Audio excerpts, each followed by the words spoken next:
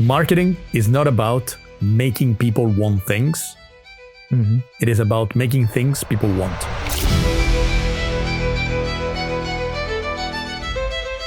Is there something called ethical marketing? I do believe so. So how would you survive with ethical marketing in a world of consumerism?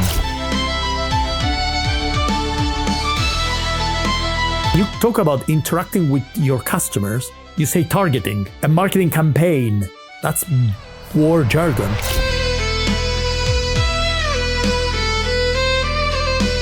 Marketers are just liars. So marketers, no one trusts, because the perception of marketer is to basically create this nervous anxiety in you that you need to have something.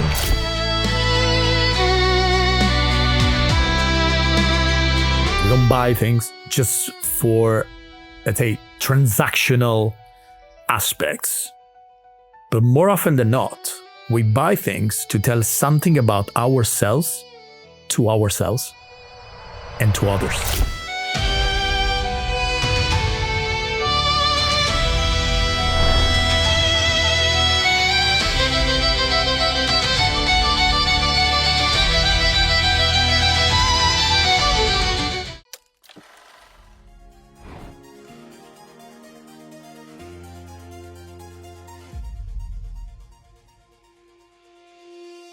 Welcome to another episode of Tomorrow Today with Shekhar Natarajan. It's my incredible honor to have the marketing genius, Giuseppe Stigliano. This guy has written like 3 books with Philip Kotler. Basically has worked for 3 large startups. You had your own startup, and you worked for you were the CEO for 3 companies as well. World-renowned speaker. Amazing marketing guru, TED Talk genius. What else, Giuseppe? What else have I missed? After this introduction, even I am curious to hear what I have to say now. But tell me more. No, so I'm really honored to have you here, because marketing is on everyone's mind these days, particularly with the advent of artificial intelligence and the changing world of content creation and content distribution. And how do you think about the brand in general? And so I've been researching quite a bit about you and your thought processes, and I'm really sure that this is going to be the most exciting conversation that we're going to have for the next 90 minutes. With that, I want to take you back to the origin days of who you are. Where did you come from? What is your background? How did you get into what you got into? Just get us to that through that phase of your life. So I was born 45 years ago in southern Italy, in a region called Calabria. It's the very end of the boot. Oh, I thought you're 70 years old. That was in my previous life. No, 45. But you have the wisdom of a 70-year-old. Okay. I thought you were saying you look like you're 70. Okay, that's better. That's better. So yeah, I was born in southern Italy, which is what you call in the middle of nowhere. That's what it is, right? So it's not Milan. It's 1,200 kilometers south of Milan. It's not exactly where you would start doing marketing, if you know what I mean. But I had the opportunity to grow up in an analog world. So that was a good thing. I remember waiting in line to make a call at a phone booth, receiving fax at the very beginning of my career. And so I guess that was part of my sort of initial thoughts about communication, about marketing, even though I didn't know at the time. Another thing that interested me a lot back then was theater. I loved the idea of being on a stage, sharing my ideas with an audience. I didn't care about recording something and having a screen or whatever other medium between me and the audience. I really liked the idea of being there with an audience. I thought I wanted to be an actor. I didn't know at the time that the reality was that my deep passion and one day mission in life was knowledge sharing. And so growing up, I moved to Milan, I started studying marketing, I started working with a professor. But tell me more about your parents. My parents were Your parents, your siblings, like both doctors. Wow. So I grew up in an hospital basically because they were both working all the day long basically. So I spent a lot of time with my grandparents because of course they were working a lot. And So, but who was like inspiring you to get on the stage? so my dad, as a doctor, used to be also a speaker, like at conferences. Got it. And I didn't know at the time, but of course that was part of my inspiration. The theater was part of an inspiration as well because I fell in love with the idea of being on a stage. You know, that dopamine and adrenaline overdose that you get every time you get on a stage, it's addictive. You know, it's literally addictive. Is it like self-fulfilling or like? Yeah, it is. You feel like you're on the top of the world or what? First you feel scared. You know that I would say 5 minutes before it's like the equivalent of. Do you remember when you were going at school and it was your turn and you're like, I don't remember anything. I don't know what to do. I don't even know how to start. It's just that typical. And at the same time, it's the adrenaline when you're there, and at least this is what happens to me. I always feel that pressure and anxiety right before. Once I get there, I just feel like I belong. It's I don't know how to explain. You're just in your habitat. You are in your environment. You're like, okay, I belong. I know what to do. Even it's not about the words. You don't think about what you have to say anymore. Of course you have your slides and everything, but that's not the point.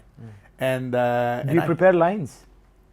Yes, I think I have at least 3-4 lines per keynote that I know I want to share because first they help me as milestones along the journey, and at the same time I know, I always believed good speakers are remembered. Great speakers are repeated. So if you have a strong line that people can take and use because it's great to distill something, to share something in a more effective way, you should use it. And so I work hard now with Claude and ChatGPT, but I work hard to clean and refine and simplify. So, I have at least probably 50 lines now that depending on the keynote, depending on the talk, I would use. Got it. So somehow you were fascinated by the stage. Yeah. So the apple never falls far from the tree. So your father was a speaker, so Yeah. it inspired you to get there. Never a professional speaker, but a speaker. Like a speaker, yep. And so, and then like siblings, no siblings? Brother, Yeah. he's 13 months younger, so Oh, we okay. grew up together. He's my best friend. Yeah. And he lives in Milan, 3 kids. What I does have he 2 do, kids. That's an interesting question. He's been a banker for HSBC for 20 years. And then one day he went to New York with his wife. Yeah. Was walking down the street and saw a store called Dry Bar, which is basically a hairdresser. You go there, you can book with an app, you choose your style, you go there, and in whatever, 25 minutes, they you get out exactly like in the picture if you want. And he liked the idea because it's called Dry Bar, because it's like a bar. So you sit down and you order a drink. And while you drink it, someone is taking care of your hair. So he liked the idea and wanted to replicate it in Milan. He did it with his left hand while working for HSBC, and it went very well. So at some point he decided to quit. So he was a banker, but now he's an entrepreneur in the beauty industry, if you want, because he's launching a beauty line of products that they sell to the stores. It's opening multiple stores. He has drained my savings at some point because the friends and family phase at the very beginning, right? That was literally family and friends, family first, and I was his only brother. So it's like, do you have any saving? I'm like, sure. Yeah, for sure. But I'm so happy to have supported the venture because it's going very well and because it's my brother. Yeah, very good. So then you got to Milan. You did like marketing. Got to Milan, Yeah. fell in love with marketing. Why? What did you like about marketing? Day one, Oh. someone told me something that changed my understanding and my life. They said 2 things actually. One, which is one of my lines, marketing is not about making people want things. It is about making things people want. What is the difference? You don't push. It's not about an entrepreneur somewhere waking up in the morning and say, what else can we make and sell? Or my gut feeling, this is going to work. And then, oh, let's call the marketing folks so that they can making people want things. No.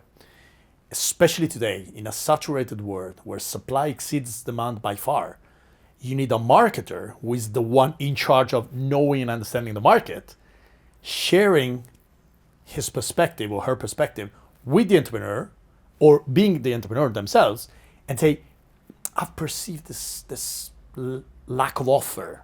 I've perceived this unmet need.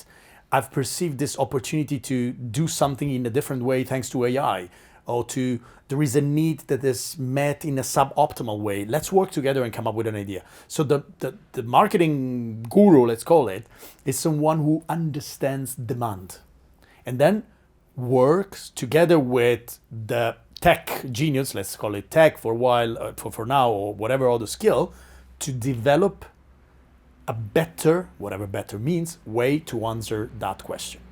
So the question is not what else can we make and sell, is what else can we do for the customer? Whatever the customer is, can be B2B, B2C. So if you focus on that, you're adding value. You're not adding noise, so that you need marketers to cut through the noise to sell something to someone. So it's not about making people want things, it's about making things people want. And then they will sell. You don't need to push, right? They will be happy. So one is the pull and the other Correct. is the push. Correct. Okay. So that's one thing that they told me, and I was like, all right, that's different, right? Sounds different, because my role, my job, wouldn't be passive, or not passive, but secondary to ideation and innovation. It would be part of the process. I should be sitting down together with, finance people, tech people, and so on and so forth, to come up with an answer to something. That's cool. That was one thing. Second thing, we don't consume products, services, experiences. We don't buy things just for, let's say, transactional aspects. But more often than not, we buy things to tell something about ourselves to ourselves and to others. So if you buy a Porsche or a Ferrari, right? While you drive it, you're telling something about yourself to yourself. Like you feel in a certain way. And that's the medium through which you can feel that way, because someone, a marketer, has built meaning around an object, which is in turn the value, the incremental value that you generate. It's not just a transaction. So you tell something about yourself, to yourself. And then to others, because you perceived in a certain way. So it's about identity and image, both. So it's not just consumption. Of course, if you buy toothpaste, it's not the same, right? Sometimes it's functional. Sometimes there is no emotional involvement. But there is an opportunity to go beyond transactions and to build meaning. And in a world where people need meaning, in a world where people need to acquire, it's like a shortcut, right? If I'm driving a certain car, wearing in a certain way, or if I refuse brands, or if I want emerging brands, or if I wear a Patagonia, I'm telling something about myself to myself and to the others. It's a shortcut. And we need that because it's part of the process of building our image and our identity. And these two things were like, wow, this is not just selling stuff, right? This is about psychology, sociology, anthropology, ideation, innovation. I love that. And last but not least, I fell in love with the idea that marketing was not like a small, vertical, tiny niche or discipline. It required so many different skills and influences. And so it was very, I consider myself an eclectic person. So I get bored if you close me in a vertical, narrow, let's say, silo. And this idea that I could cherry pick stuff and get contaminated and cross-fertilized, I loved it. That was a long answer, sorry. No, it's great, it's great. So basically, do you subscribe into then the Steve Jobs principle that like customer doesn't know what he wants and we have to create it? Of course. It's not their job. The job of a customer is to tell, or not even tell, show, express needs. That's their job. It's like a kid. And in 1960, Theodore Lewitt published this article on HBR. The title was Marketing Myopia. And the idea was precisely that if you are in the business of horses and you ask people, what do you want? What is your need? They will tell you faster horses. They can't tell you trains or cars because they see their needs and they see the current way to meet their need. They don't see the future.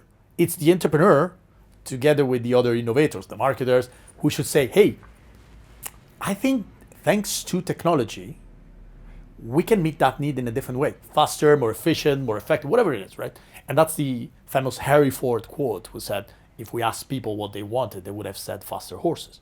So it happened the same to Kodak, right? Kodak thought they were in the business of films. You're not.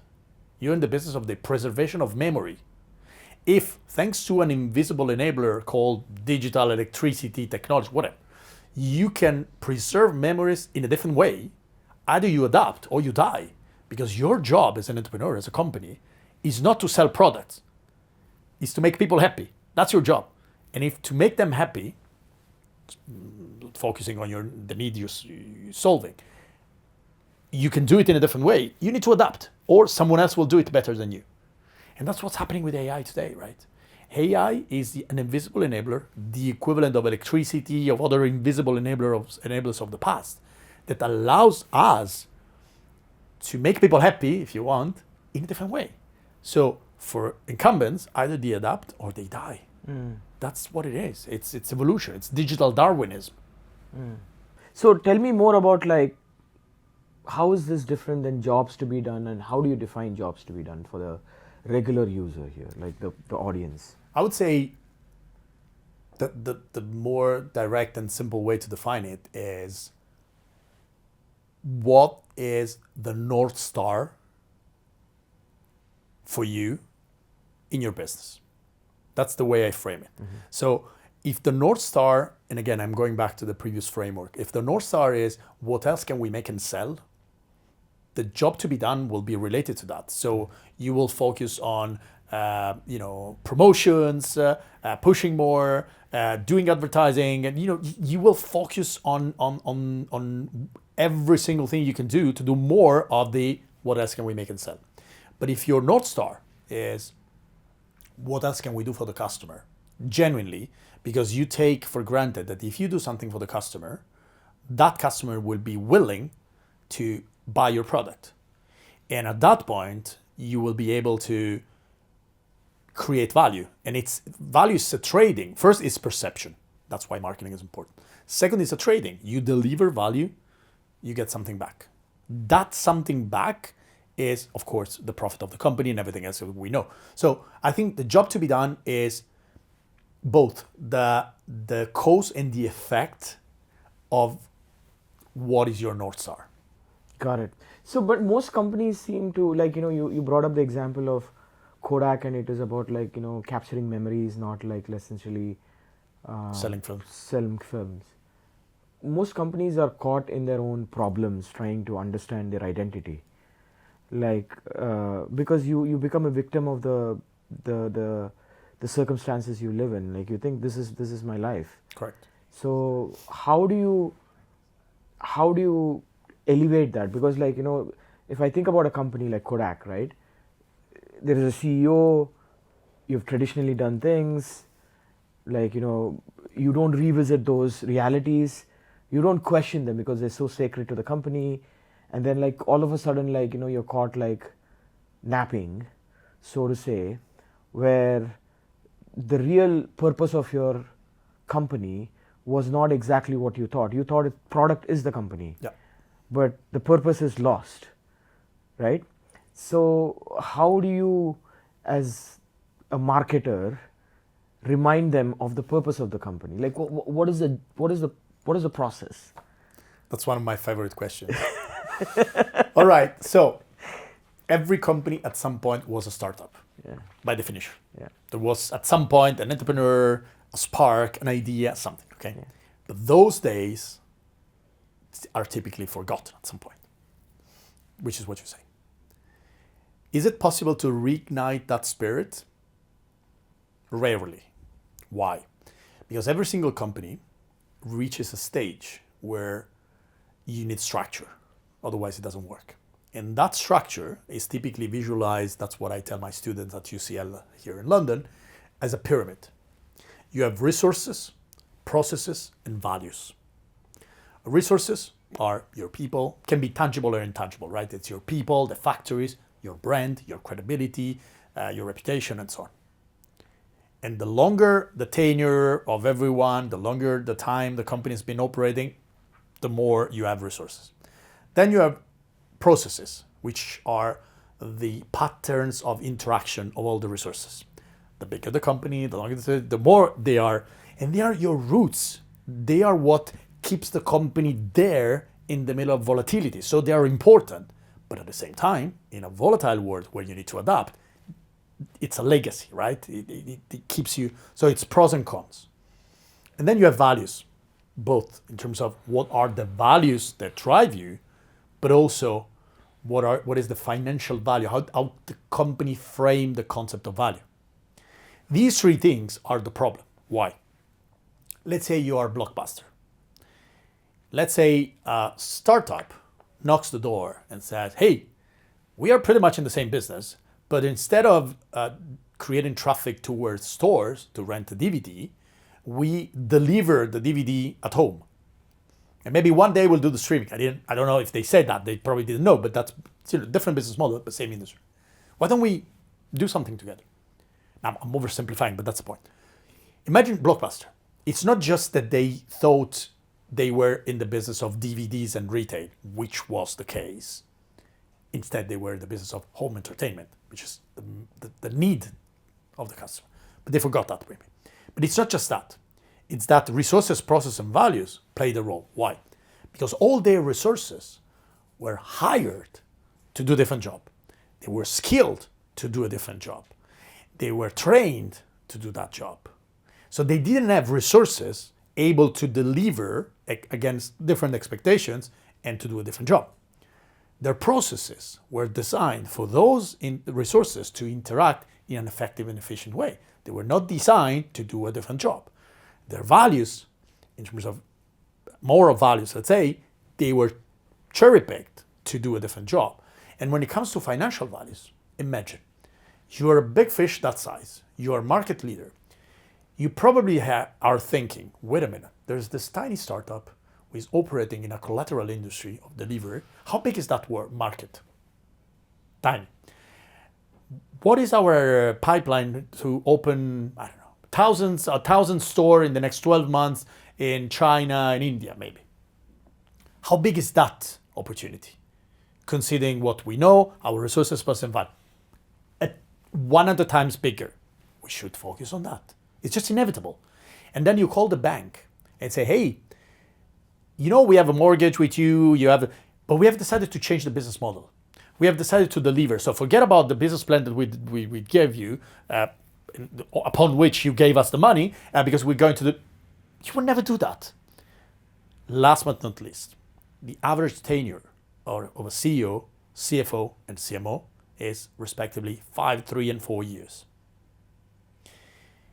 Would you engage in a risky, transformative process to the point that you change the business model and the value proposition of the company, to the point that you have to go through redundancy plans because you have to get rid of people who don't have the skills you need and change the process and so on and so forth, knowing that probably in a couple of years you will leave the company?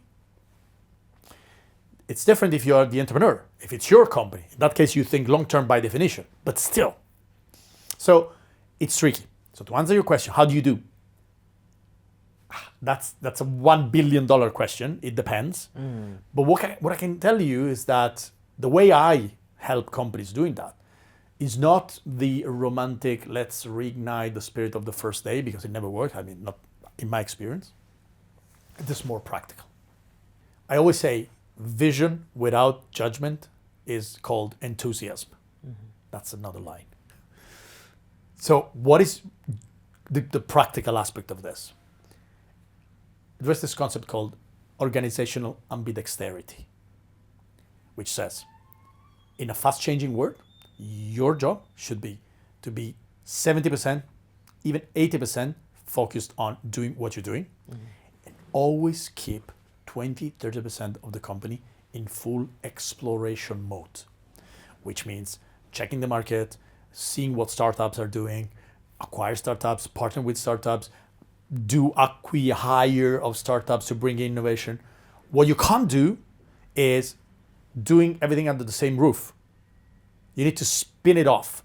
You need to give the team who is in charge of that freedom to operate without the boundaries of the company. Because if they need to follow the same processes and procedures, they will never do it. You will never acquire a small business because it's too small compared to the value system of the company. You would never be able to speed up a process because you need to follow procedures. So they should be independent. In some cases, a spin-off. In other cases, just independent. But give them the freedom to be innovators. Otherwise, I always tell my clients and partners, sell the company. Because you will get obsolete before you realize it. Which company? I'm a completely agnostic to the sector. This or that? The small or the big? No, the big. The big. The big, yeah. I mean, I don't see any value proposition in a world dominated by AI, considering how impactful it would be, standing still and being successful in 5 years. There's no way. It's going to change everything. Got it. So let's come back because it's like a very interesting topic. I've lived that like for many years, like 23 years actually, to be honest. And we got to unpack like even the whole market dynamics in all of this. Because example, like, and we can touch on it later on, like Kodak is a great example and everyone gives Kodak as the example. But Coca-Cola and PepsiCo withstood the market dynamics, right? Like, new companies came but the product was so desirable that it tested, like, it's kind of like, nothing is able to kind of shake the dominance in the market, like even today, right? So there's something about like the industry dynamics that needs to be also accounted for in all of this conversation. So, and also the internal antibodies that kick in, which I've lived a lot. The corporate antibodies. The corporate antibodies. As soon as you're an innovator, like, antibodies just keep kicking. I know the story. Yeah, like, then they give you pneumonia. True. But having said that, like, so you went to Milan, you got educated in marketing, you had this wisdom about like what are the first principles of marketing, which is what like makes you very unique as a person, because you begin to appreciate like a profession better if you're stooped in the first principle better, like if you understand the first principles better, which is what I gather from talking to you. Now, what happened after that? Like, you did your master's in marketing, and then like you did your PhD. I did my PhD. The idea was to in marketing too.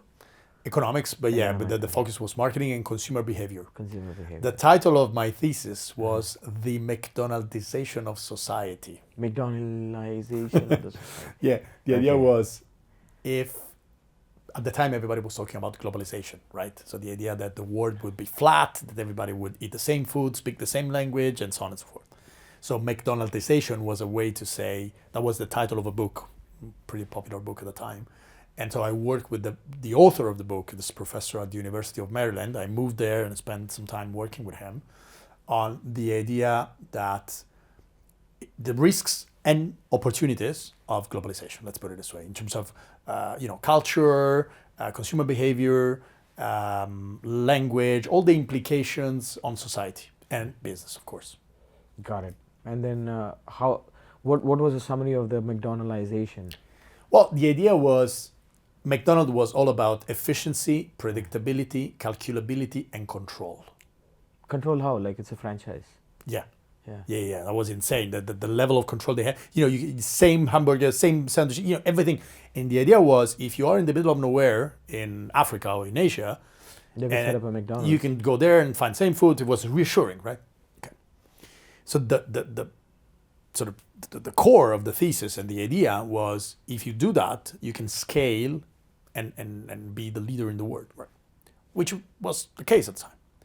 But fast forward 25 years, you go to McDonald's, and in Italy you find a panino with prosciutto, and you're like, what about the efficiency, predictability, control, and replicating the same food, same? But it don't work, simply because the world pushed back.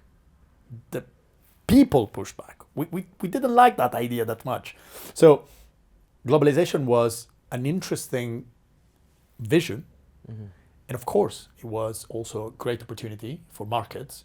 But people, human beings, we didn't like that in the end. Of course, we absorbed part of the cultural industry of the United States with the movies and everything. But today, Bollywood and Korean movies and Italian movies and European movies, they're pretty popular as well. I would say almost equivalent in terms of influence. So it didn't happen. So reality is my thesis was wrong. My thesis was wrong in terms of the world didn't go in that direction. I would add, thank God. And I really like... When did you realize that? I was living in France. My roommate was from Manchester. I was the one cooking because I was the Italian and supposed to be good at cooking. And he was the one taking care of everything else in the house. One day we go to the gym. After the gym, we say, let's have a steak. We go to the supermarket, we buy steak. We go home, I cook, he takes care of the table. And at some point, he puts a beer for me and cold milk for him. I get him and say, are you drinking cold milk with a steak? So, yeah. And I started laughing. It's like, what the hell is this? You don't do that. You never do that. I know how to eat. I'm Italian. I know. Following week, he did the same. And I go, no, come on with this milk. Stop. Milk with steak. Cold milk, yeah. Okay. Like a glass of cold milk. How does that like even? Okay. Third week. Weird dude, huh? No, I didn't try. Like, was it like weird dudes like hanging out with weird dudes? I was like, I don't know you, dude. I know who you are. But listen to this. So week one, I was like, dude, this is not. You don't do that. Week two, come on, stop doing it. Week three, I found myself getting the milk from the fridge and putting it on the table for him. Week four, I was just normal. Week five, I just took it for granted. And I got used to the fact that different is not necessarily worse. It's just different.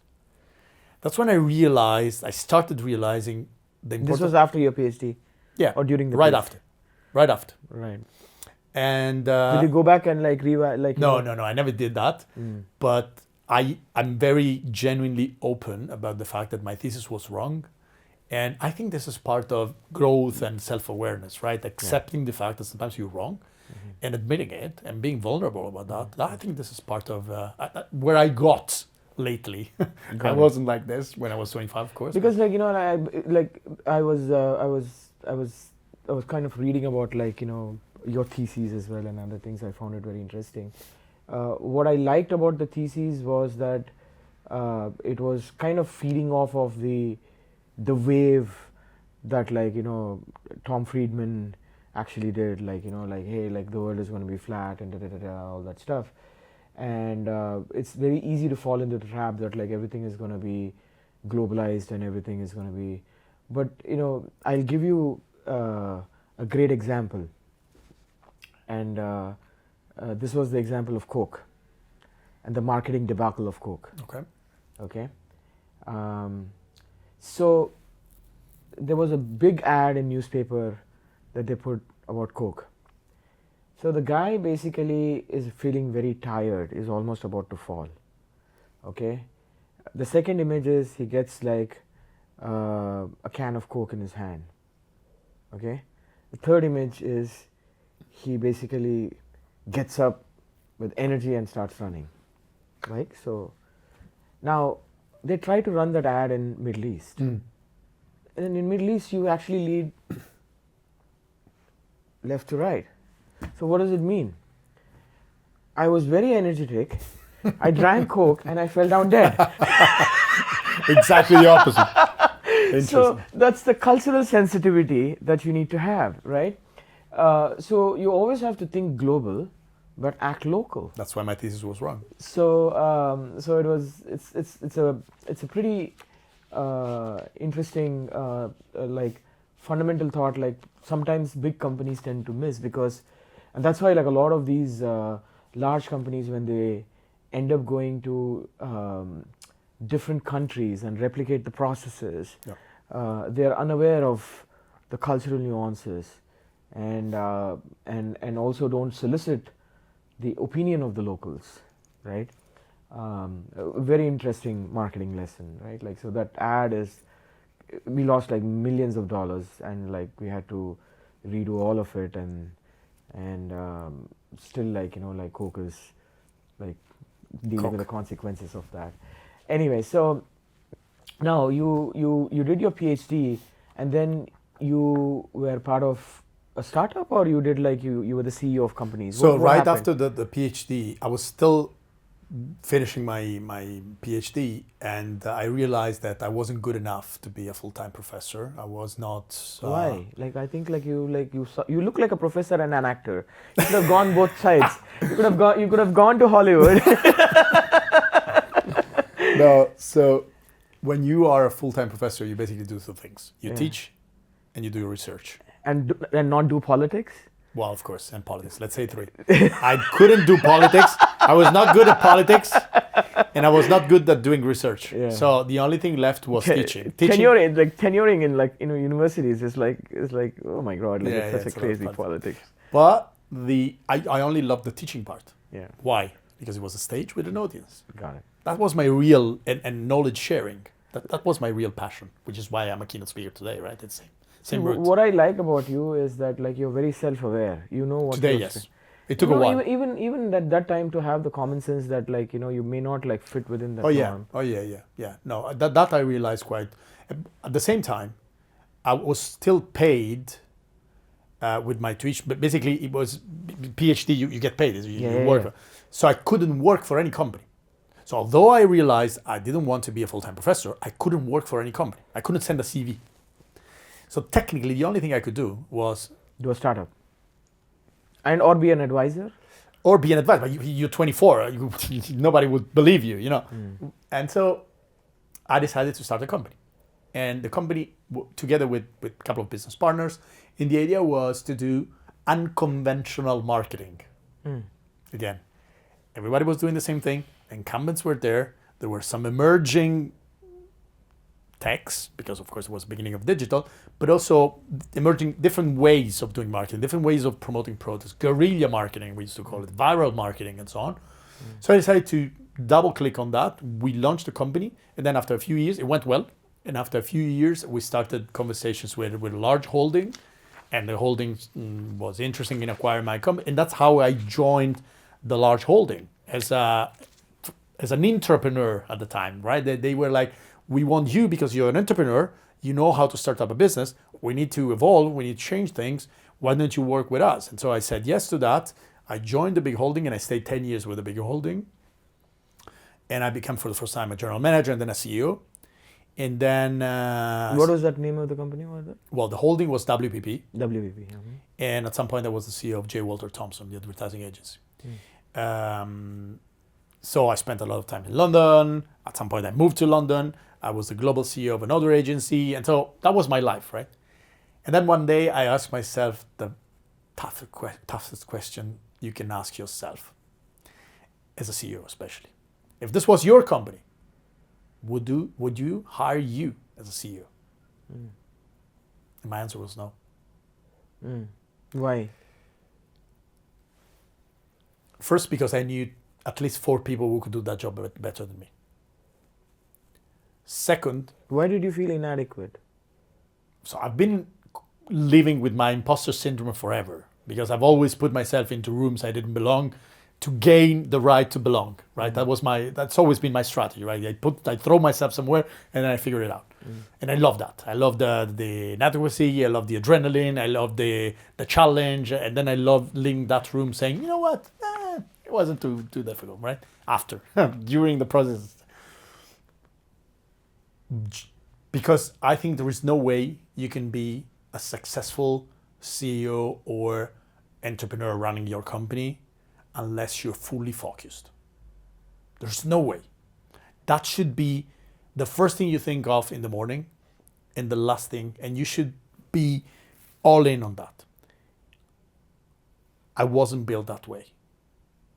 I had too many different interests.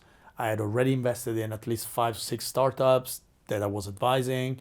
I still wanted to give keynotes and talks, and I was teaching, and the time and energy left to run the company was still high, probably 80% of the energy, but it was not the 110% that the company deserved and needed. Mm-hmm. That was why at some point I realized that the point was not that I couldn't run that company. Point was that I couldn't be a CEO, and I couldn't be an entrepreneur.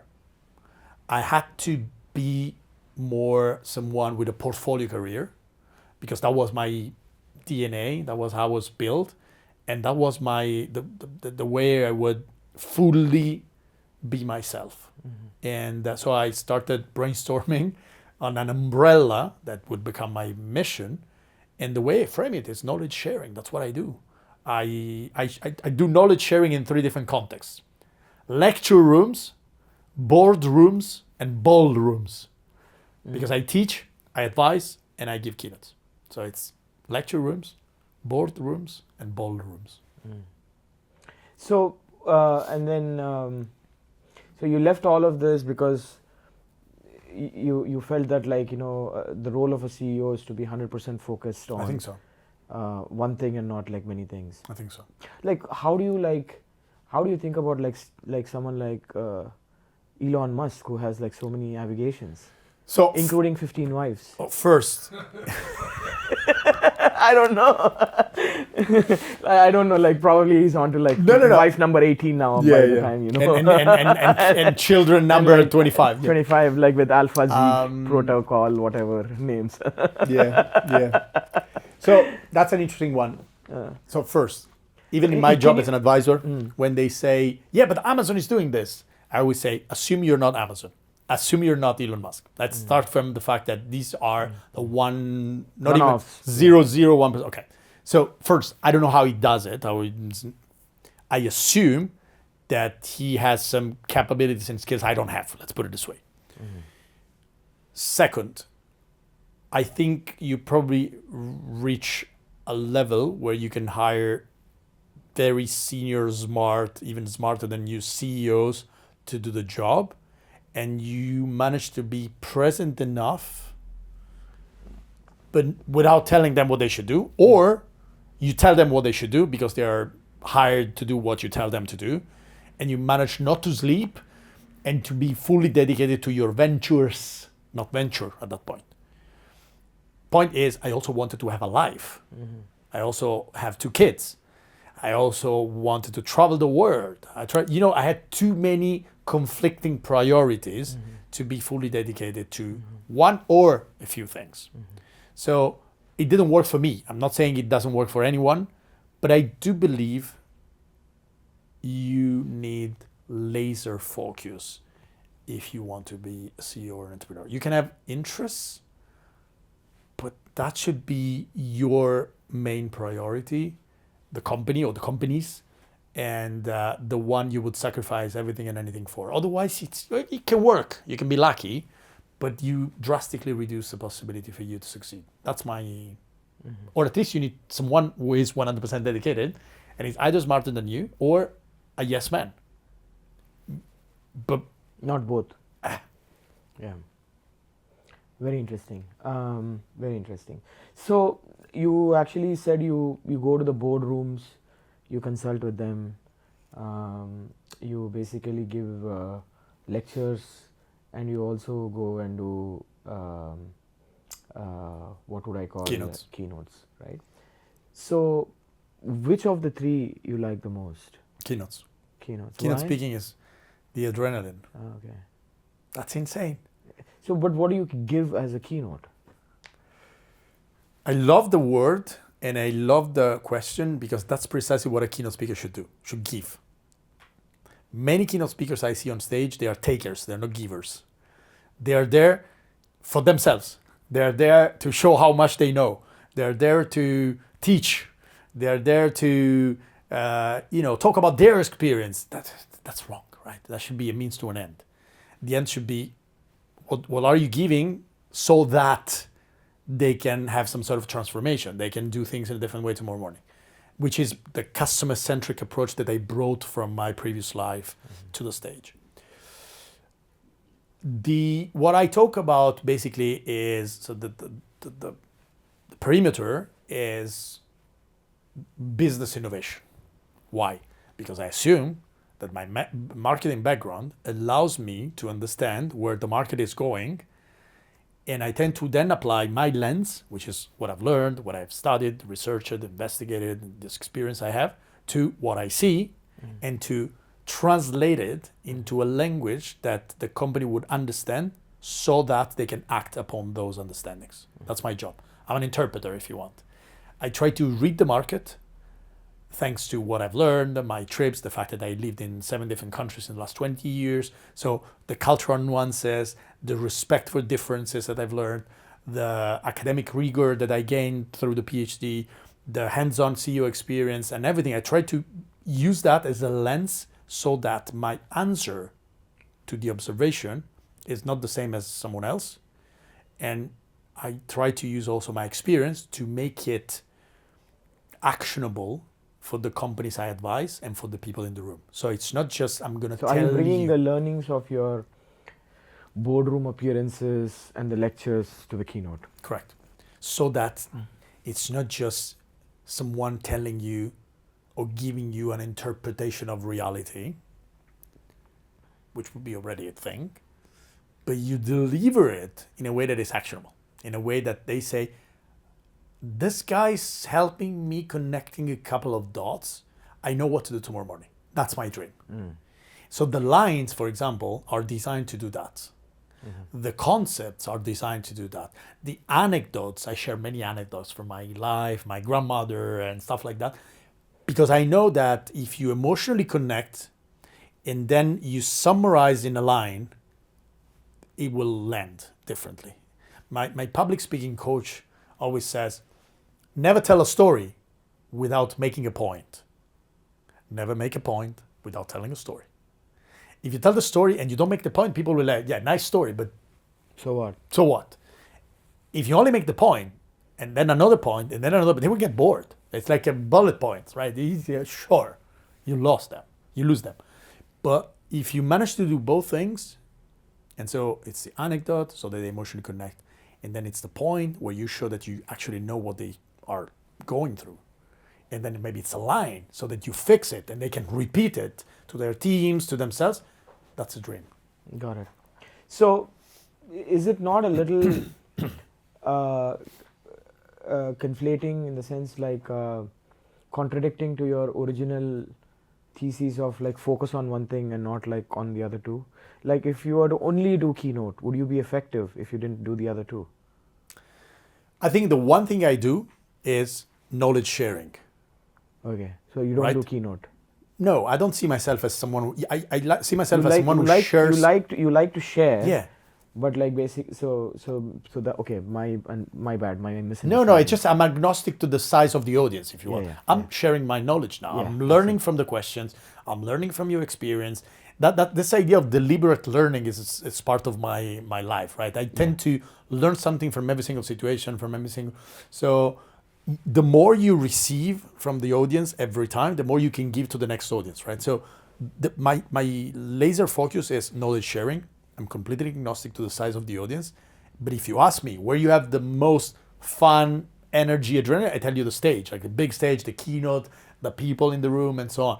But it doesn't mean that I don't like the lecture room or the boardroom. Got it. So that you wouldn't delegate because it still needed you. Yeah. Okay. Even too much because that's you can't scale. Yeah.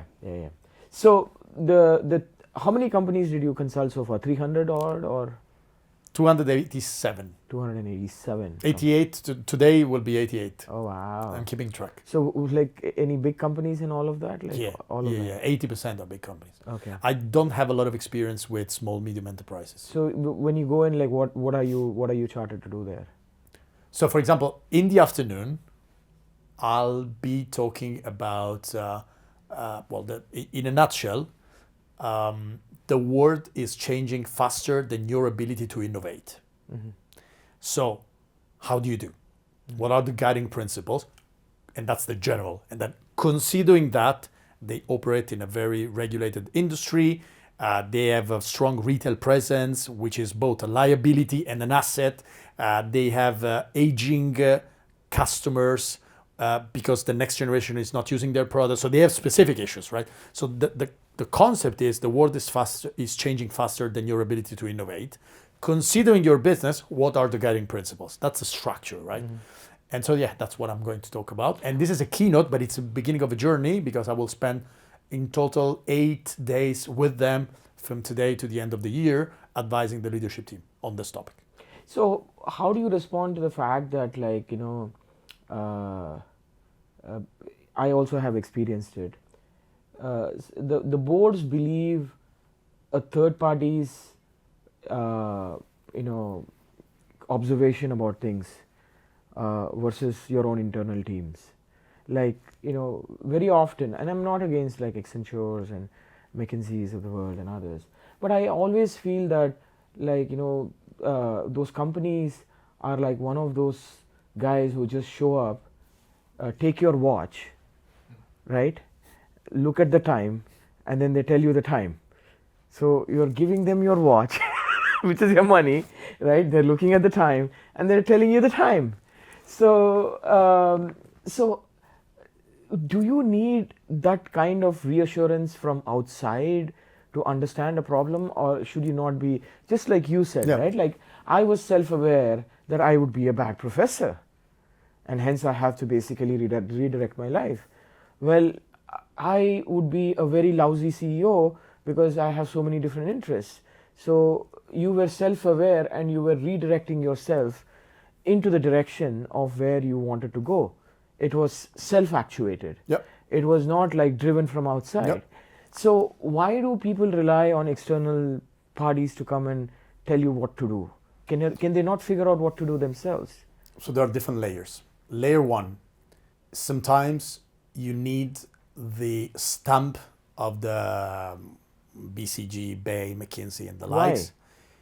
Because they know you better? have maybe shareholders and you are transforming the company. And of course, you're the CEO, so the final yes or no will be yours.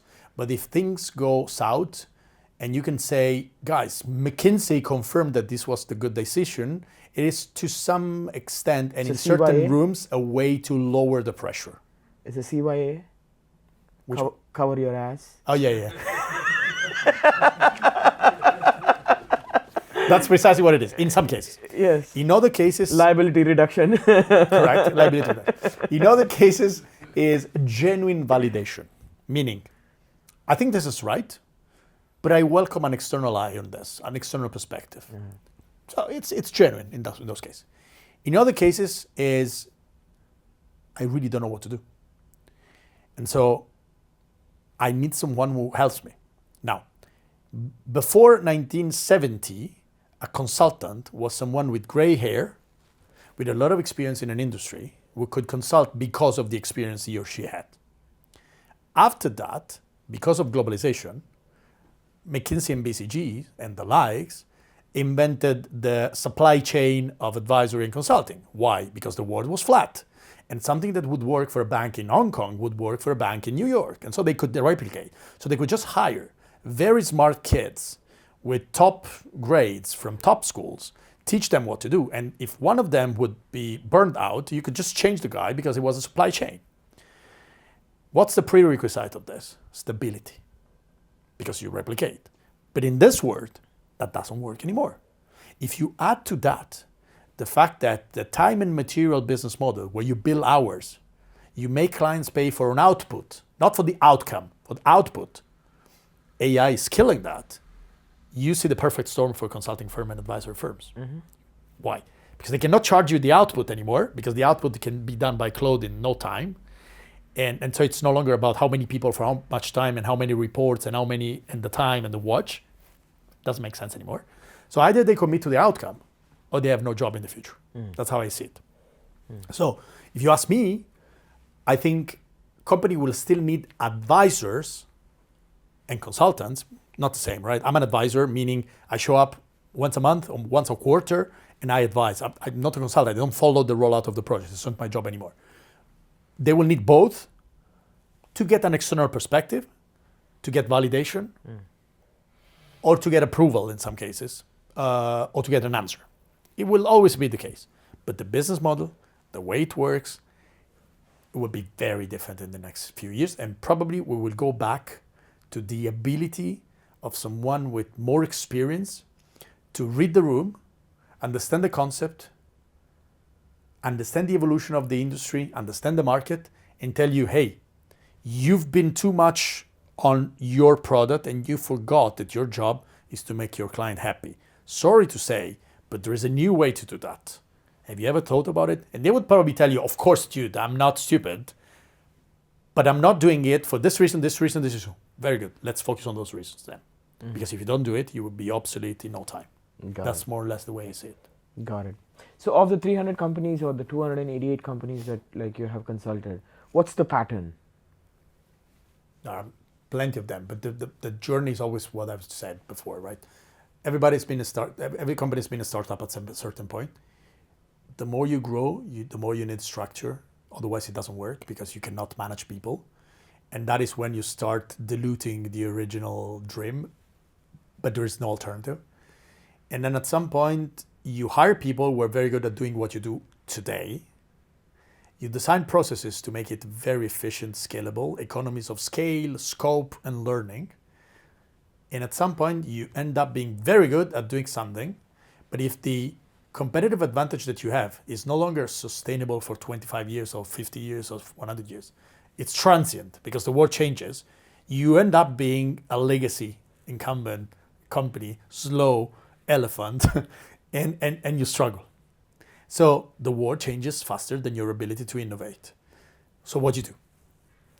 What you do is so subjective because it depends on the company, the CEO, if there's an entrepreneur, if there's a manager, if the manager is leaving, if he's coming, what's the competitive landscape, what's the culture of the people, so many variables.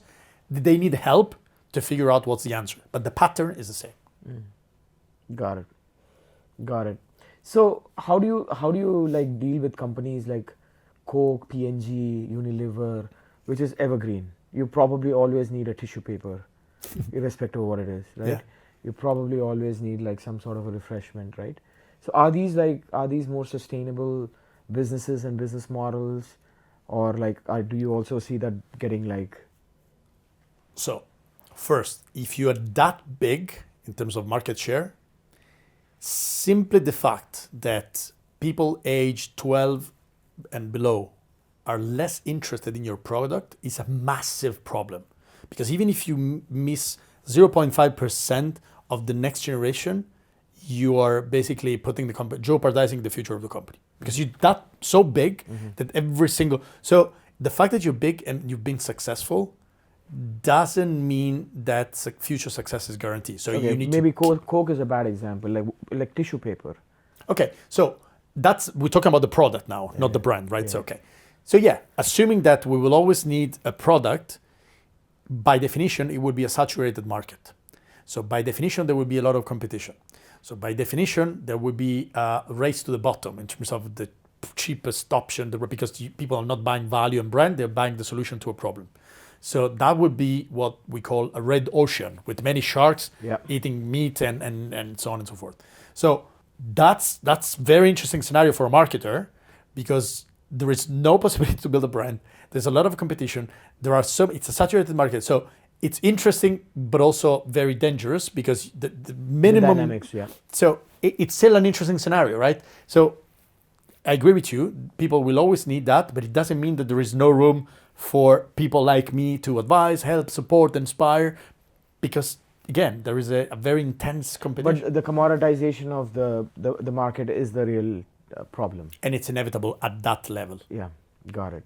So can you unpack for me the hierarchy of products then? Like, so there is commoditized markets. Yep.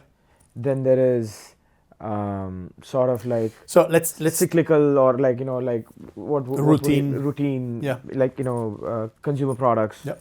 Sort of brands, and then there are innovative products, and then there is digital products.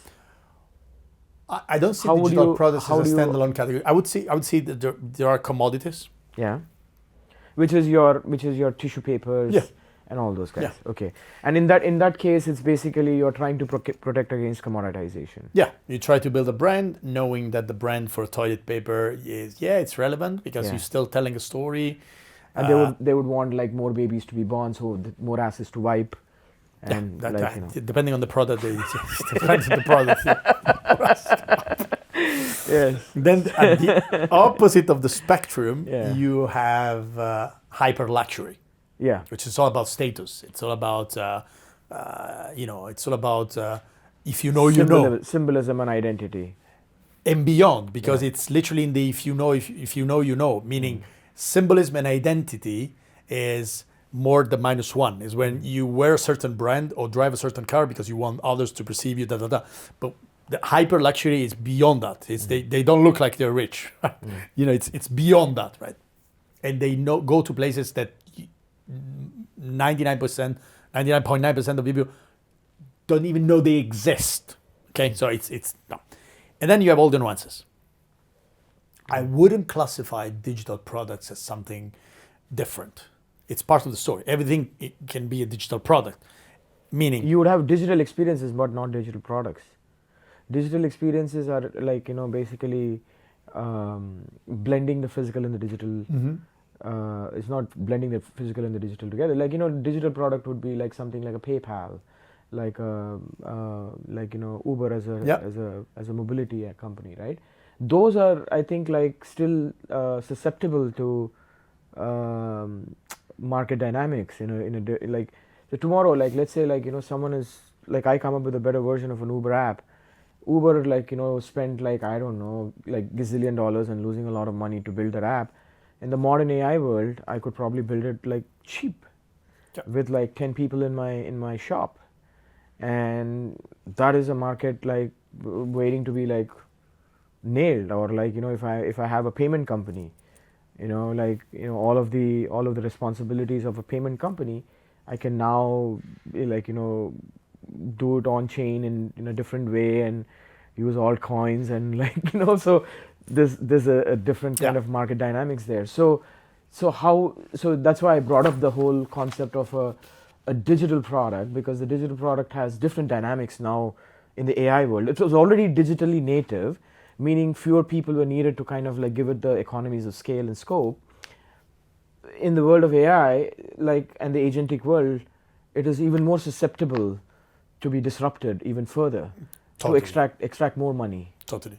And this is true for digital products, as you say, but I see it true for physical products as well. Let me articulate this. Imagine a customer journey where I wake up in the morning and I tell my agent, I have a very good friend coming to Madrid, where I live, for the weekend. He's staying at my place. He's vegetarian. He's coming from London, arriving on Friday night. So we have Friday dinner, lunch and dinner on Saturday, and lunch on Sunday. Take into consideration that he's vegetarian. Please give me 5 meals that I can cook, build a list of ingredients, and place an order online. Make sure they deliver in the next hour. You just forget about it, okay? Now, imagine you have marketers somewhere in an office designing the logo, the product, the brand, the position of the product on the shelf of the store, the location of the store so that it's convenient for people, and so on and so forth, old school.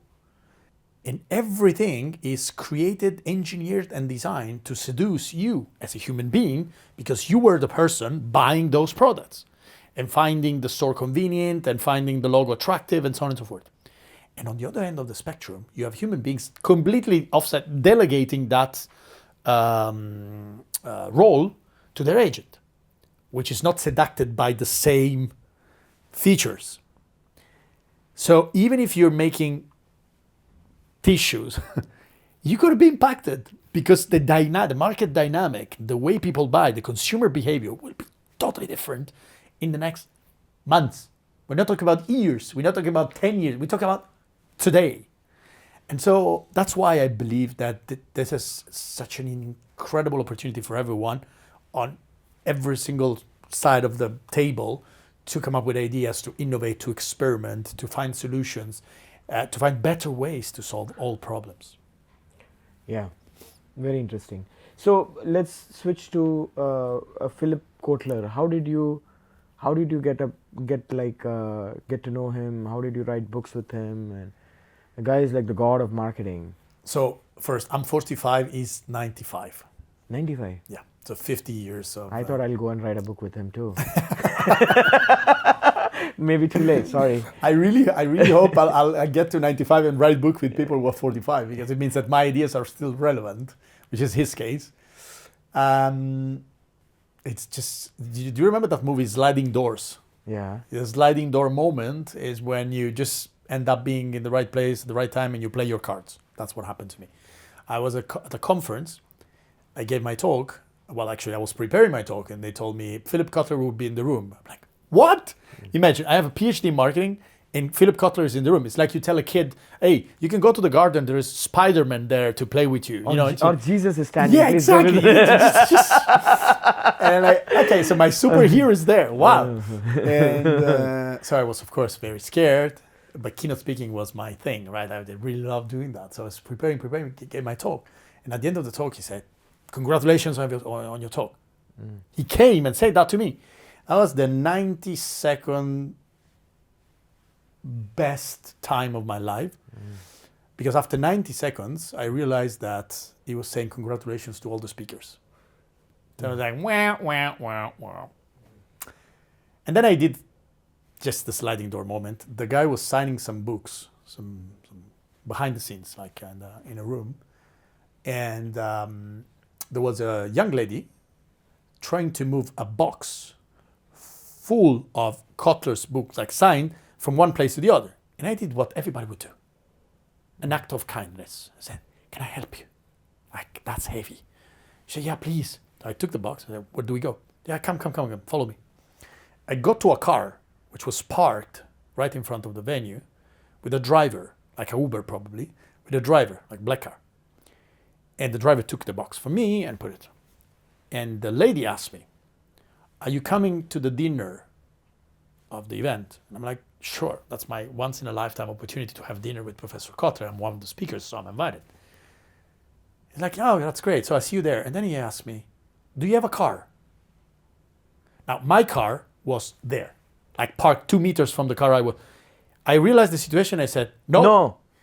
You sound like me. And she asked me, do you want to go with us? I'm like, us? Who? I'm like, I'm Professor Kotler's assistant. Yes. And so I ended up sitting in a car with him for 40 minutes because thank God it was raining like crazy and it took a while to get to where we had to go. And I played my card. That was my 40-minute elevator pitch. He asked me questions. I answered questions. He, at some point, he said, you should write a book. I'm like, I mean, you wrote 60 books. I know for you, it's just you have a couple of ideas. You write a book. I don't know where to start. No, you should write a book because you have a PhD, you know what to do, and you're a CEO. So you should blend the two words and write the book and about what you told him to me about. And I'm like, well, thank you, but I'm not sure I'll think about it. Then he hands me a business card and said, if you write a book one day, send it to me. If I like it, I'll write the foreword for you. Okay, the guy sold 80 million copies. Maybe it's a good business opportunity. I should write a book. That's how I started. And then I started sending chapters and getting feedback. And one day I sent the chapter. It was like probably 4 a.m. because of course I was writing on trains, planes, nights, you know. And I sent the book, the chapter, and morning after I wake up with an email and the subject was, I'm not writing the foreword anymore. What did I do? What did I send? Probably the wrong attachment, whatever. I opened the email, and that was a clickbait, a very marketing thing, because the email said, we don't need the foreword, because I'm going to be your co-author. I really like the book. Let's finish it together. And that changed my life. Because first book was out 7 years ago, got translated into 15 languages. People started reaching out, saying, hey, Professor Kotler, why don't you come to Tokyo to present the book? He's like, I'm 87, I'm not going to Tokyo. But the other guy, my co-author, I think he's happy to travel. And so I got the first email and saying, what's your fee? Like, what do you mean fee? Do you want to pay me to talk? Yeah. I mean, I'm happy to go for free. I love doing that. And so I called Kotler and said, what is my fee? And he said, you should start 10% of my fee. and his fee was massive. 7%, 10% of his fee was already big figure for me. I said, okay, let's do that. And they said yes. And that's how I started. And then like how about the second book? Second book was during COVID because we had a lot of time. So I was like, we should write a second book. And then third book was when I became the global CEO of a company in London because I had a very broad exposure to companies from all over the world. And I felt like I had learned more and I could talk more about things. And now we're working on the fourth. So you did not feel that you were lying to the assistant? That's a good question. I never asked this question to myself. Probably yes. Yeah. I lied. No. I lied. Yeah, but no. I never got this question. It's a good one. I lied. So my entire career is based on a lie. That's what you're telling me, right? No, because mine started the same way. Do you know the story? I'll tell you the story.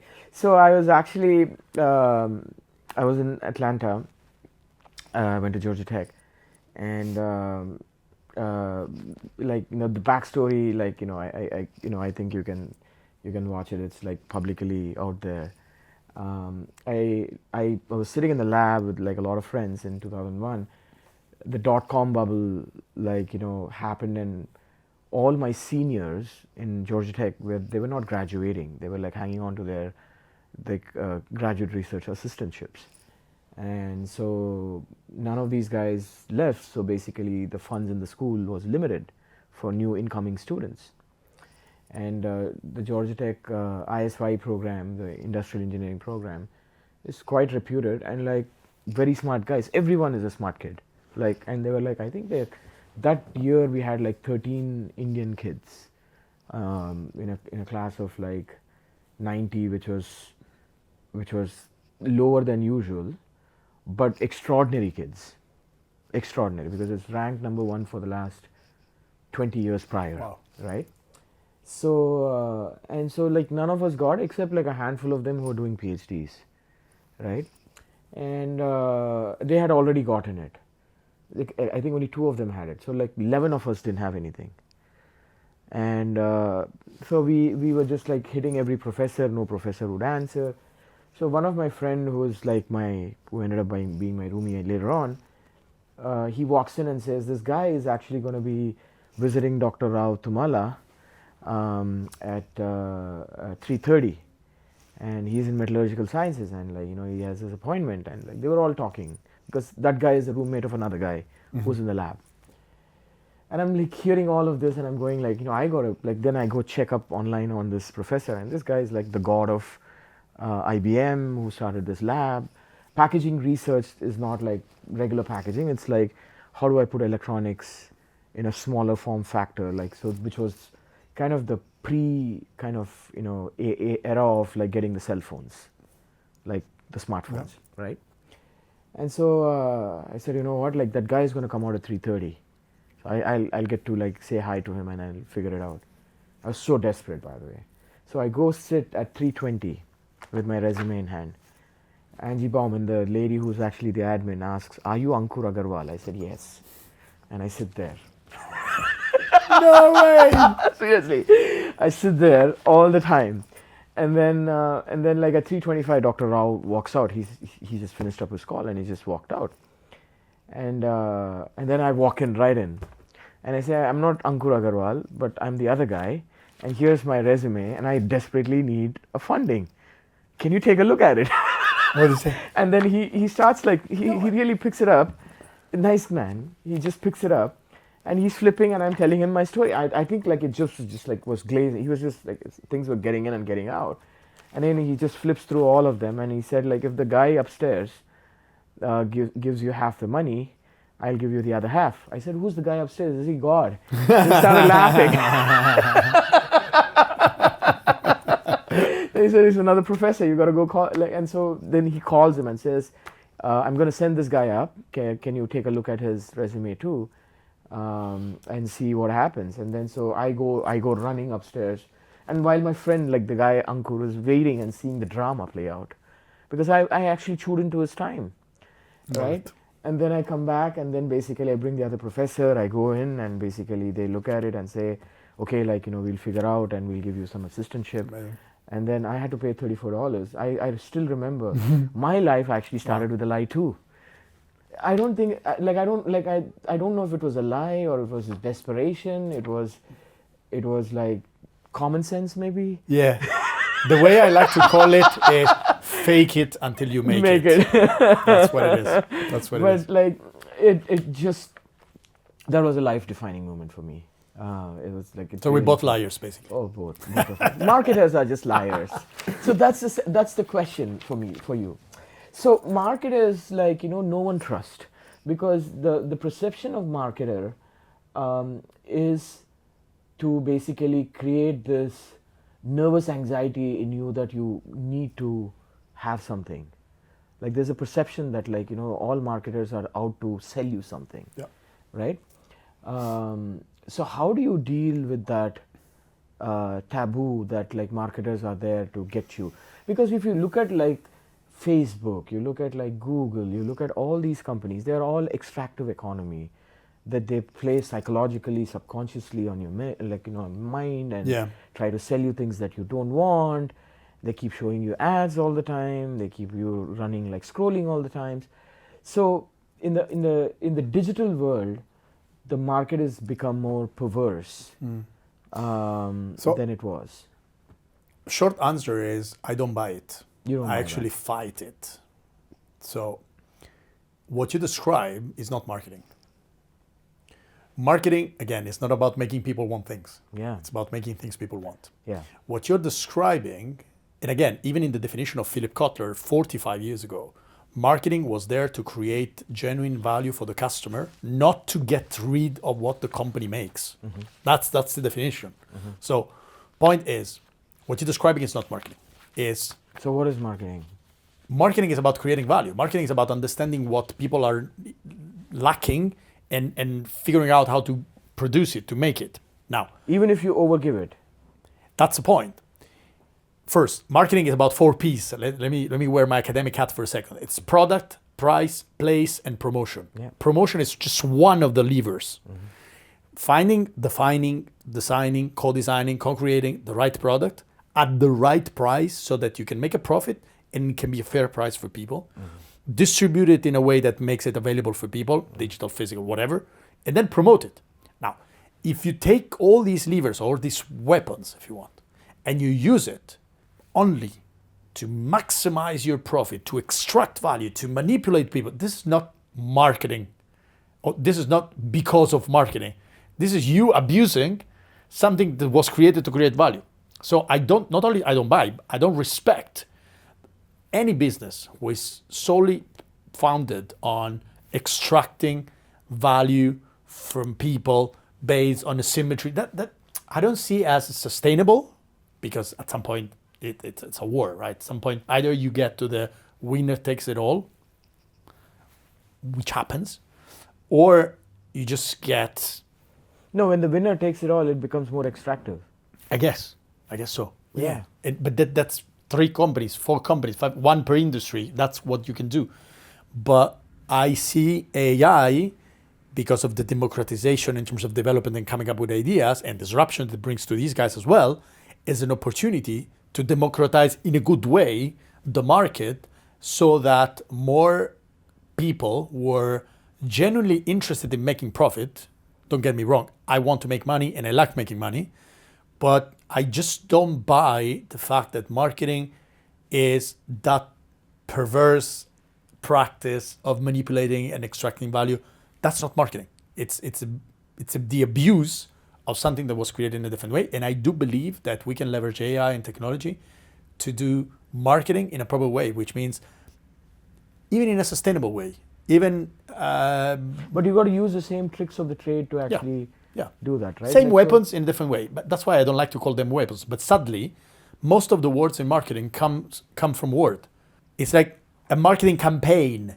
That's war jargon. When you talk about interacting with your customers, you say targeting, which is war. It's not a war between the company and the customer. We're not in war with the customer. We should bring value to these guys. We should deliver value. We should create value.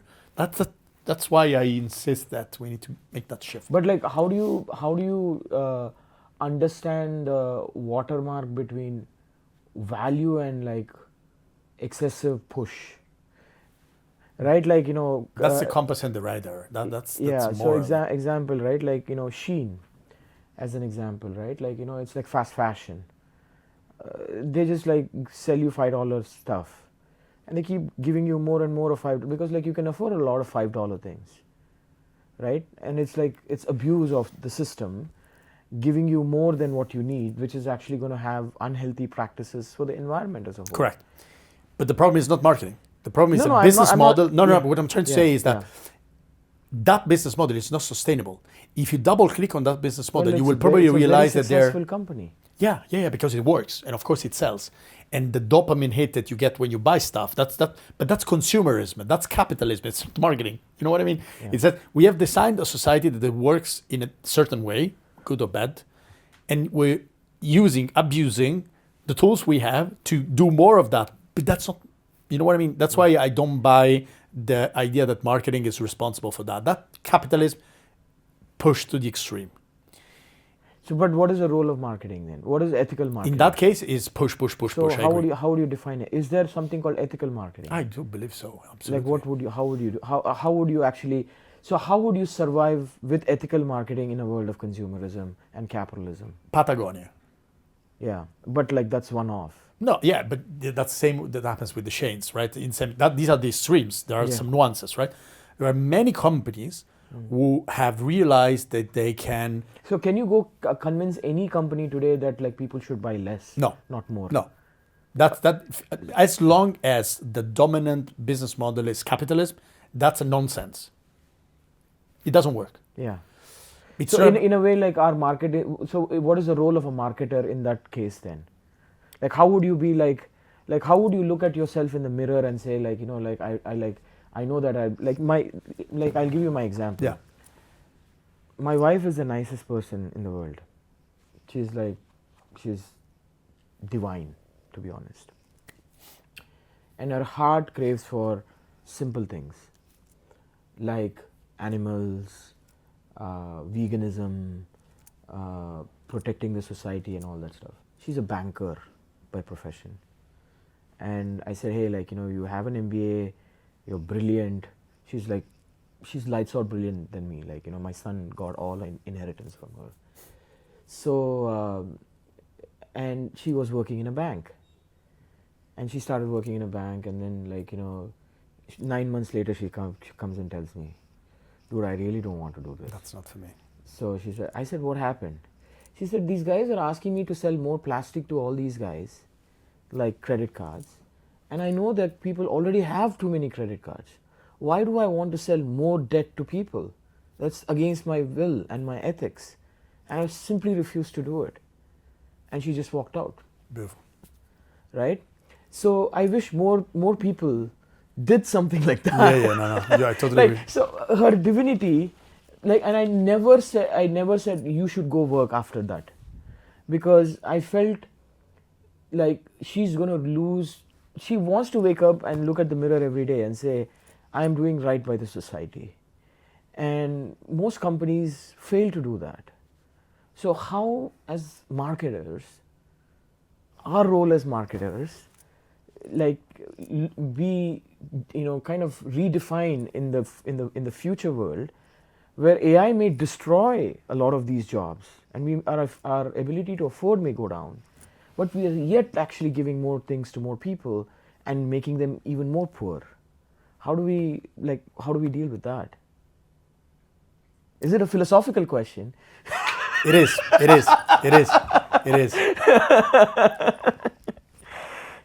So I really like the question.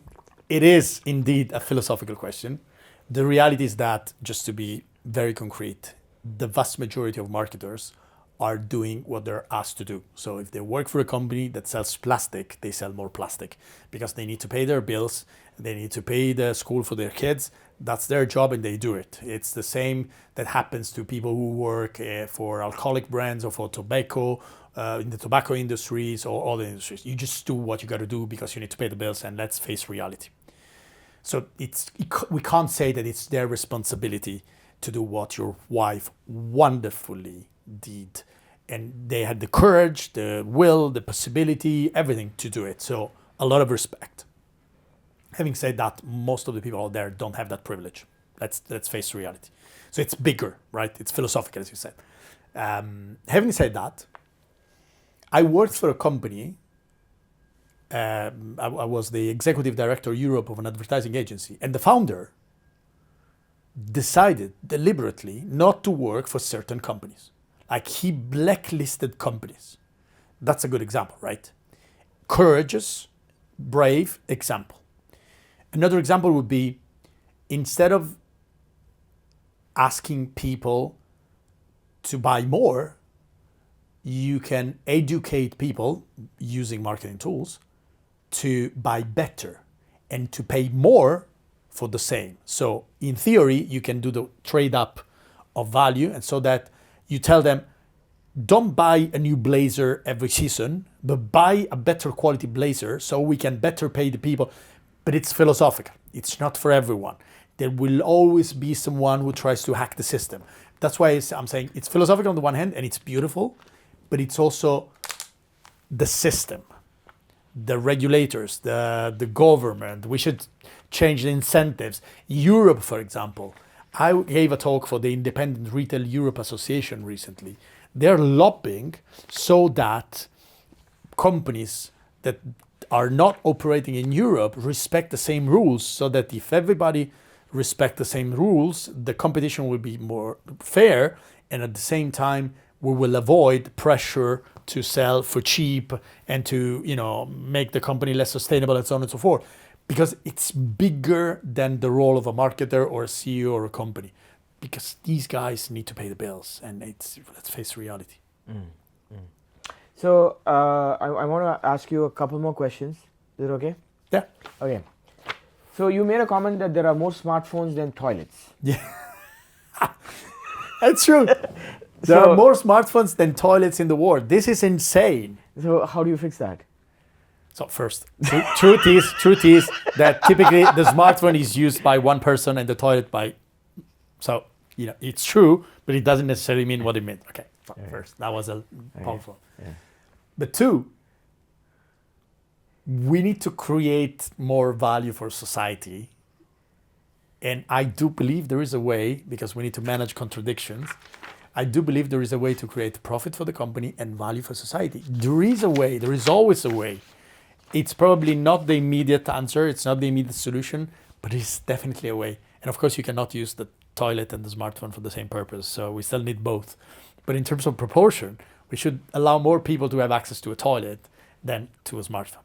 Having said that, probably the way for them to build their own house and to have their own toilet is to use the smartphone in a proper way. So it also goes through education. It also goes through democratization of technology, AI, agents, the possibility to access knowledge, even if you live in the middle of the world, thanks to that smartphone, and you can create a better life for you and your family. You know what I mean? So it's an interesting contradiction, but the two things are not necessarily conflicting.